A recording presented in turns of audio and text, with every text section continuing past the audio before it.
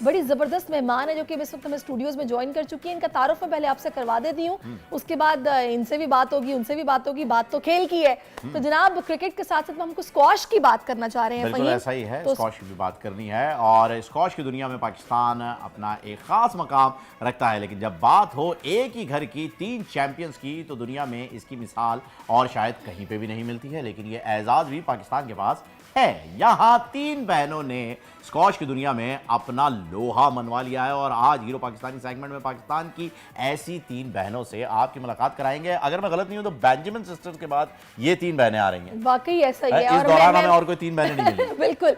तो जनाब हमारे साथ मौजूद है महानूर और सहरिश एंड महविश, और ये तीनों क्या कमाल स्क्वाश खेलती हैं। इनसे मेरी पहले भी मुलाकात रही है। सहरिश, मुझे बड़ी हैरत हुई जब मुझे इनके वालिद साहब ने अभी बताया ब्रेक के दौरान कि इन्होंने जो है वो एशियन जूनियर टाइटल जीता हुआ, ये चैंपियन है एशियन जूनियर। वो पाकिस्तान अंडर 15 चैंपियन है और वो जो है वो 17 नेशनल इंटरनेशनल टाइटल्स जीत चुकी हैं, जिसमें 2 सिल्वर इंटरनेशनल मेडल्स भी मौजूद हैं। तो माविश, अभी आप रिसेंटली चाइना से आई हैं, एशियन गेम्स में पार्टिसिपेट किया है, कैसा एक्सपीरियंस रहा? एक्सपीरियंस ये था कि सीनियर्स के साथ खेलने का मौका मिला, बहुत कुछ सीखने को मिला और न्यू चीज़ें देखने को मिली, गेम्स देखने को मिली। तो बहुत कुछ एक्सपीरियंस मुझे मिला और मैं बहुत खुश हूँ कि मैंने अपने से सीनियर्स के साथ खेला, अच्छी फाइट की। में खेली ना? सीनियर मतलब ऑल एशिया में जितनी भी टॉप की प्लेयर्स हैं सीनियर, उन सब के साथ खेला। So it was a good experience और इंशाल्लाह नेक्स्ट टाइम भी मैं ज़रूर कोशिश करूँगी कि जाऊँ। ज़बरदस्त। तो अभी ये बताएं आप तीनों वन बाय वन कि ये रिसेंटली कोई इंटरनेशनल इवेंट आ रहा है जिसके लिए आप लोग तैयारी कर रहे हो, और तैयारी एक साथ करते हैं या जब साथ में जाते हैं प्रैक्टिस करने के लिए तो वही घरेलू माहौल शुरू हो जाता है?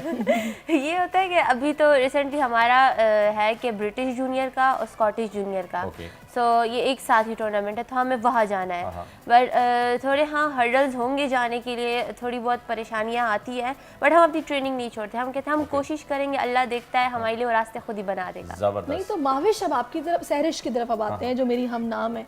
मुझे ये बताइएगा कि क्या ये रुकावटों की या हर्डल्स की बात की उस पर हम डिस्कशन करेंगे, लेकिन अभी जो तैयारी आप लोग कर रहे हो, कितना टाइम दे रहे हो पूरे दिन में, और पढ़ाई कैसी साथ चल रही है, कैसा जिंदगी कैसी गुजर रही है?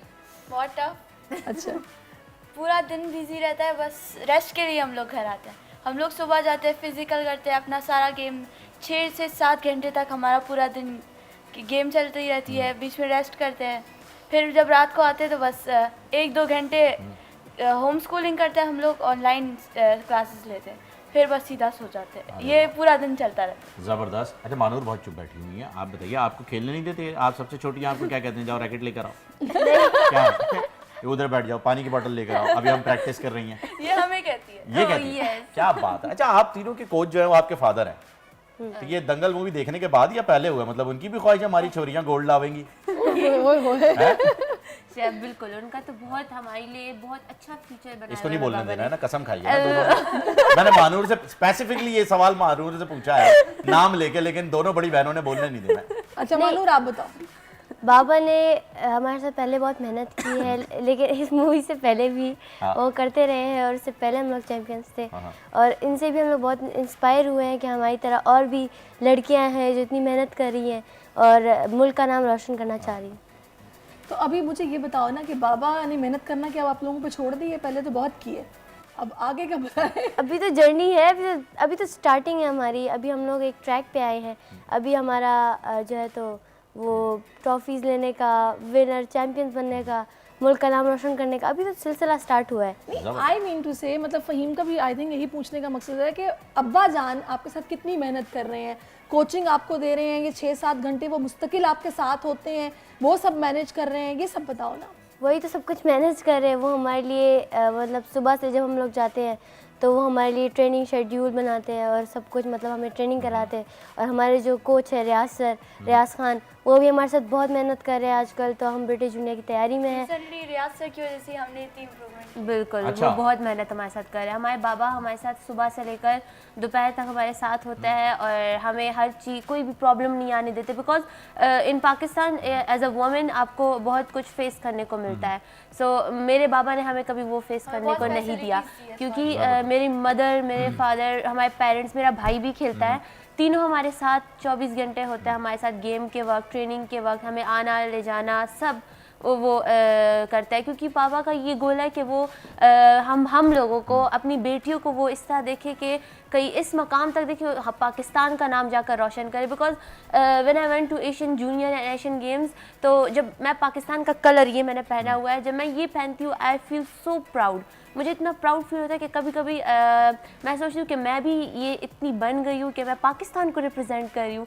तो एक अलग फीलिंग्स होती है जब आप सब पूरी दुनिया के सामने पाकिस्तान का कलर पहन कर जाते हो। एक पैट्रियोटिज्म होता है, एक जज्बा होता है, एक जुनून होता है जिसके साथ आप उतर जाते हैं कि बस अब अपने लिए नहीं खेलना है, अपने मुल्क के लिए खेलना है, चांद सितारा है इसकी इज्जत के लिए खेलना है, ये सब जिलाली परचम है इसके लिए खेलना है। एग्जैक्टली। और मैं इसका क्रेडिट आपके फादर को ही दूंगा, क्योंकि ये जो हमारा सिस्टम है, हमारे जो अपब्रिंगिंग है, यहाँ पर लड़कियों को उनके गोल्स के बारे में नहीं बल्कि उन्हें गोल रोटी बनाने के बारे में ज्यादा सिखाया जाता है कि बेटा ये सीख लो, आगे जाके करना तो यही है तुम्हें। और ये बहुत ही गलत है, क्योंकि लड़कियों को भी आप इतनी आज़ादी दें जिसकी वो हकदार है, और बराबरी का अगर उन्हें मौका मिलना, बिल्कुल लेवल प्लेइंग फील्ड जो है वो होनी चाहिए हर मैदान में। आप लोगों को मौका मिला, आपने बड़े बड़े लड़कों को जो है वो पीछे छोड़ दिया, इतने टाइटल्स ले लिए, ये नहीं है कि आप इसे छोड़ नहीं सकते। लेकिन अभी सब में जो चीज़ एक काबिल गौर है वो हर्डल्स है, जिसका आपने जिक्र किया।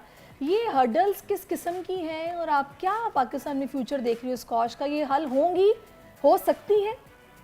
टू बी ऑनेस्ट, पाकिस्तान जैसे पहला नाम बनाया था, like Jahangir Khan, Jansher Khan, Qamar Zaman, that was अलग फेस, वो कोई अलग ही वो थी। उसके बाद से पाकिस्तान थोड़ा नीचे आने लग गया। But to be honest, Pakistan में इतना टैलेंट है, लड़कियों में, बॉयज़ में बहुत टैलेंट है, सिर्फ उनको पॉलिश करना है, सिर्फ उनको आगे लाना है, वो टैलेंट कोई आगे नहीं ला सकता। तो मैं यही कहूँगी कि उस टैलेंट को आप सपोर्ट करें, क्योंकि आजकल आपको पता है स्क्वॉश भी बहुत महंगी होगी, बहुत एक्सपेंसिव गेम है ये। कोई भी कहता है कि स्क्वॉश रैकेट उठा के आप जाओ, एक रैकेट भी बहुत एक्सपेंसिव है एक एवरेज पर्सन के लिए जो मिडिल क्लास फैमिली से होता है। सो हर्डल्स इस टाइप की भी आती है, फिर आगे जब आप चैम्पियन बन जाते हैं, पाकिस्तान का नंबर 1, नंबर 2 इस तरह बन जाते हो, उसके बाद ज़्यादा हर्डल्स आती है।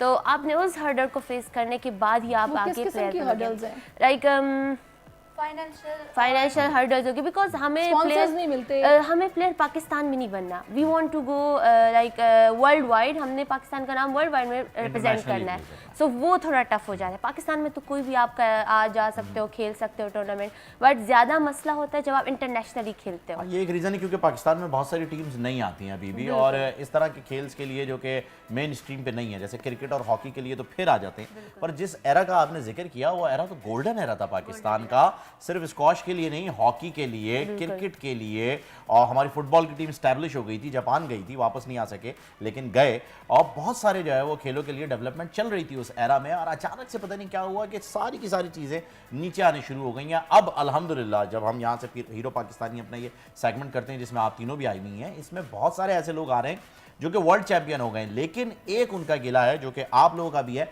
एक्सपोजर। क्रिकेट को जो एक्सपोजर मिल रहा है वो स्क्वॉश को नहीं मिल रहा है, किक बॉक्सिंग को नहीं मिल रहा है, बॉक्सिंग को नहीं मिल रहा है, आप बात करें वॉलीबॉल की, उन्हें नहीं मिल रहा है। ये एक अलमिया है जिसके ऊपर बात करनी होगी। और आप लोग जब टाइटल जीत कर आते हैं, डेफिनेटली ये सोच के एयरपोर्ट से निकलते होंगे कि एक वेलकम होगा, हमने चाइना को हराया, हम इंटरनेशनली जीते हैं, तो ये एक फीलिंग आती होगी। और जब देखते होंगे कि यार किसी को पता ही नहीं है तो क्या होता है। अच्छा, अभी जब आप लोग जा रहे हो स्कॉटिश जूनियर्स के लिए और ब्रिटिश के लिए, तो उसके लिए स्पॉन्सर्स का अरेंज हो गया है या अभी होना है? तैयारी कैसी है? तैयारी तो हमारी ट्रेनिंग लिहाज से तैयारी हमारी बहुत अच्छी है, मेहनती हम बहुत है, हार्ड वर्किंग हम बहुत है, दिल से ट्रेनिंग करते हैं। बट बाद में जब आपको पता लगता है कि जा नहीं सकते हम, या ये नहीं हो सकता, वो नहीं हो सकता, वो जो दिल होता है वो टूट जाता है। तो फिर आप अगले टूर्नामेंट के लिए वो मेहनत नहीं कर पाते जो इस टूर्नामेंट की आप करते हैं। बट हम वैसे नहीं है, हम अपनी मेहनत जारी रखते हैं और इंशाल्लाह अल्लाह देख रहा है हमारी हार्ड वर्किंग, वो हमें आगे हर्डल्स को क्रॉस करने का मौका देंगे। ज़बरदस्त। तो सारी पूछा था कि जब आप जीत कर आते हैं टाइटल तो क्या फील होता है, बल्कि इंटरनेशनल तो ज़्यादा आपने खेला है ना, तो बताइए फिर क्या। कहूंगी कि आप मानूर से पूछो, आपको ज़्यादा मैं मुझे पता था कि मानूर से पूछना पड़ेगा, मैंने इसीलिए फौरन स्विच कर दिया कि बताइए। मेरी फीलिंग ये थी जब मैं अपना पहला टूर्नामेंट खेली मलेशिया में, मुझे लगा कि रिपोर्टर्स होंगे एयरपोर्ट पर, यू नो, पापराज़ी, फ्लैशर, या सो जब मैं आई तो सिर्फ मेरी मम्मा थी, 1-2 कोचेस थे और बस कोच, प्लेयर्स और ऑफिशियल्स। बाबा भी थे। बाबा थे, बाबा थे, वो तो थे। इग्नोर किया है भाई, अयाज भाई का नाम हो रहा है सिर्फ, आरिफ साहब को कोई पूछ ही नहीं रहा। आरिफ साहब, अयाज साहब को कोई पूछ ही नहीं रहा है भाई, ये क्या मसला वो है? बस मैं इतना डिसहर्ट हुई, लेकिन मैंने हार नहीं मानी। मैंने कहा इंशाल्लाह मैं ऐसे टाइटल जीतूंगी कि फिर सारी मीडिया होगी। भाई देखो मैं आपको बताता हूँ तीनों को बेहतरीन तरीका है, ठीक है ना, ये रिपोर्टर की किसी को कोई जरूरत नहीं है। सीधी बात है, ये हमारे पास फोन है, सोशल मीडिया, ये फोन है, ये हमने लिया इंस्टाग्राम, ये लगाया हैशटैग वर्ल्ड चैंपियन, खत्म कहानी बस।